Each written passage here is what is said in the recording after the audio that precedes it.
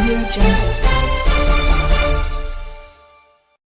आम सरकार आसिबा परे समाजर सबु वर्गर उन्नति पई पदक्षेप नेबा सहित आदिवासी मानक विकास पई स्वतंत्र भावे पदक्षेप निया जाउछि। आम पई राजनीतिक क्षमता भोग करिवार माध्यम नुहे बरं अंतिम धाड़ी रे थिबा गरीब लोकर सेवा करिवार माध्यम, जहाको आमे अंत्योदय कहू। तेणु आपण माने अंतिम धाड़ी पर्यंत पहुंची लोकंक पई काम करंतु बोली आज मुख्यमंत्री श्री मोहन चरण माझी स्वतंत्र उन्नयन परिषदर नवनियुक्त अध्यक्ष और उपाध्यक्ष मानकु परामर्श देई कहिसंती। आज लोकसभा भवन कन्वेंशन सेंटर रे स्वतंत्र उन्नयन परिषदर नवनियुक्त अध्यक्ष एवं उपाध्यक्ष मानक सहित मुख्यमंत्री एक आलोचना बैठक अनुष्ठित हो जाइछि। एथिरे राज्यर विभिन्न जिलार 23टी स्वतंत्र उन्नयन परिषदर अध्यक्ष और उपाध्यक्ष माने जोग दैथिले। नवनियुक्त अध्यक्ष एवं उपाध्यक्षक आंचलिक समस्या गुड़िक गुरुत्वर सह शुणी मुख्यमंत्री कहिथिले जे आपण माने धैर्यर सह काम करंतु, जिला स्तरीय अधिकारी मानक दृष्टि को समस्या आणंतु, ता सहित विभागीय अधिकारी और मंत्री मध्य आपण मानक विभिन्न विषय उपरे पदक्षेप नेबे। जिला स्तर रे आपण माने जे भली उपयुक्त सम्मान सह काम करिवे सेति पई समस्त व्यवस्था करा जाउछि। से कहितले आमे कथारे नुहे कामरे विश्वास करू, नियमित भावे क्षेत्र स्तर रे बुली लोकंक समस्या बुझंतु, सेही अनुଯାयी पदक्षेप नियंतु। एस वी कैन मनोवृत्ति नै लोकंक सेवा करंतु, निश्चित रूपे सफलता मिलिबो।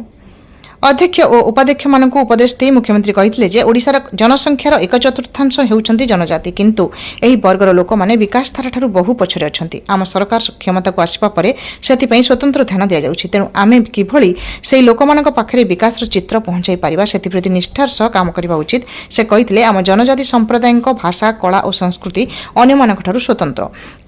जनजाति कला और संस्कृतिर विविधता आम ओडिशार और देशर सामग्रिक संस्कृति को रुद्धिमंत करिबारे गुरुत्वपूर्ण भूमिका ग्रहण करछि। यशस्वी प्रधानमंत्री नरेंद्र मोदी जी विकास भी विरासत भी मंत्र को आधार करी आमे आज जेतबळे विकासर मार्ग रे आगको बढ़ुछु, सेतबळे आमर एई महान संस्कृति को पछरे पके हेबो नाही। तार संरक्षण और विकास पई आमको काम करिबाको पड़िबो। संविधान धारा 275(1) प्रावधान एवं केंद्र और राज्य सरकार द्वारा जनजाति उन्नयन पई कार्यकारी होइथिबा विभिन्न विकासमूलक योजना और कार्यक्रम उपरे आलोकपात करी मुख्यमंत्री कहिथिले जे समस्त योजना मिलित भावे कार्यकारी हेले जनजाति विकास क्षेत्र रे आमे सफलता हासिल करि परिबा। मुख्यमंत्री जनजाति विकास पई राज्य सरकार वैषयिक शिक्षा रे समानुपातिक संरक्षण, शहीद माधव सिंह हाथ खर्च योजना, प्री मैट्रिक स्कॉलरशिप रे वृद्धि, मुख्यमंत्री जनजाति जीविका मिशन रे अणु उद्योग प्रतिष्ठा पई सहायता आदि विभिन्न पदक्षेप संपर्क रे आलोकपात करथिले।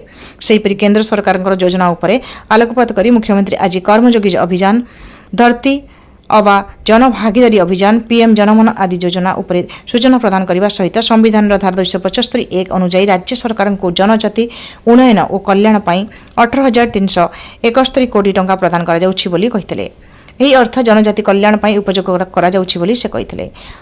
अनुसूचित जनजाति और जाति उन्नयन मंत्री श्री नित्यानंद गौड़ कहिथिले जे विकास किभଳି तलस्तर पर्यंत पहुंचिबो ताकू लक्ष्य रखी एही परिषद गठन करा जाइछि। एही परिषद माध्यम रे आपण मानक जरिया जनजाति विकास सहित सेमानकर कला संस्कृति ऐतिह्य सबुदिन पई सुरक्षित होई रही पारिबो।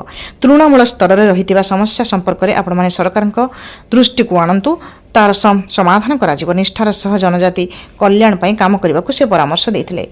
मुख्य शासन सचिव श्रीमती अनुगौर कहिथिले जे आमर उन्नयन परिषद रे जणे महिला और जणे पुरुषों को नियुक्ति दिया जाउछि, जहा एक उत्तम मॉडल 2036 विजन को हासिल करबाकू हेले आम समस्त को मिलिमिशि काम करबाकू हेबो बोली से कहिथिले। उन्नयन कमिशनर श्री देवरंजन कुमार सिंह आलोचना रे अंशग्रहण करथिले। अनुसूचित जनजाति और जाति उन्नयन विभाग कमिशनर तथा शासन सचिव श्री वी परमेश्वरन कार्यक्रम रे समस्त को स्वागत करथिले। समृद्ध ओडिसा रजत महापात्र रिपोर्ट।